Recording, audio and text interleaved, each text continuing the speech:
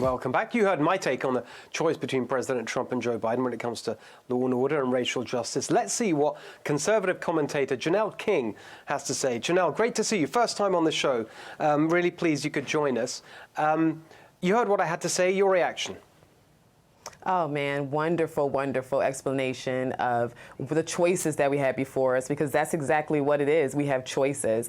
Something I like to say is that when it comes to the Democratic Party, when it comes to, poverty equals votes in a lot of ways, and the struggle pays. And oftentimes, without racism, poverty, poor education, the Democratic Party's platform falls flat when it comes to the Black community. But here's what I know. There's 3 pillars in the community that I know will change our community for the better, and that is access to education, economic equality, and criminal justice reform. Of those 3, 2 of them the president addressed in his first term, and 1 the president plans to address in the second term. With record low unemployment, we saw economic equality addressed. When it comes to the First Step Act, we saw criminal justice reform addressed. And we definitely have a way to go, but this president has proven that he's committed to that change. And with school choice coming in this second term, I think you put all those 3 things together and it will lead to generational change. That's really nicely put. I think that's a really fair assessment. And I think the president himself would say, like he talked about school choice in the 2016 campaign, but really he's now putting it in the foreground for the next 4 years.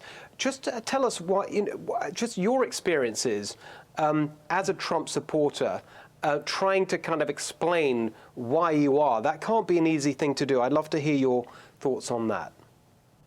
Yeah, you know what? I like to start with just explaining how I got here. Before President Trump, I was a Republican, and that's because the idea of capitalism, the idea of being able to go out here and do what's best for you and your family and start something and build, is a message that resonates with all people, with all Americans, especially low income, or especially the brown and Black communities. And the reason why I say that is because when I look at the Democratic Party, I often hear this message of what you can't do, what's blocking you, what the white man's going to prevent you from doing. But then when I look at the Republican Party, I'm now an American. I'm no longer just a Black person in society or in this world who has to struggle through in order to get anything or have things handed to me unless, that's the only option I have in order to obtain success. That is absolutely false. I know a lot of individuals who look just like me, who have worked hard, who have found their place in this world. And this is where we are. America is a great place to be.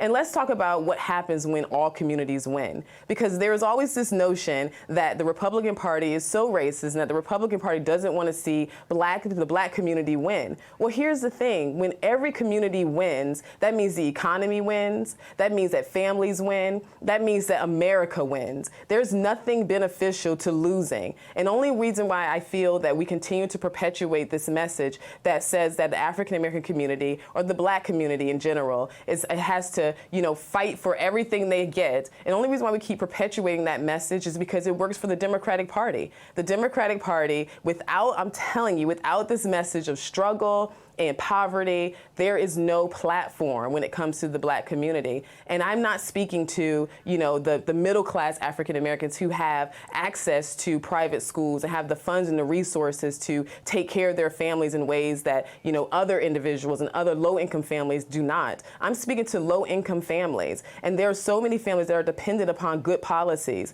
Whenever we make racism the culprit, the real enemy gets away. And that's poor policies that have plagued our communities and caused us to see so much just complete detriment into our communities. Janelle, honestly, that was so beautifully put and so important. I really, really appreciate you being here with us tonight. Hope to see you soon. Thank you.